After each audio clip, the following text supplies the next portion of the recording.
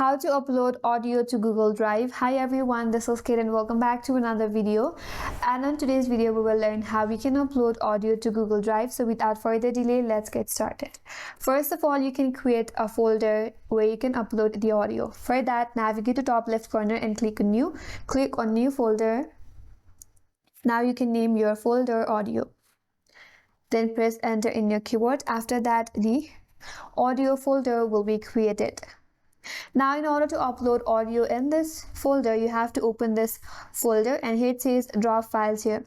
So from your device you can directly drop the audio files onto this folder. If not, navigate to this plus button at the top left corner again, and here click on file upload. Now from your device, select the audio that you want to upload. Select the audio and then click on open. After that, the audio will be uploaded to your drive on this folder that you have created. And that's all for today's video. Hope this video was helpful. And if you are new to our channel, consider subscribing. Thanks for watching and stay tuned for more videos.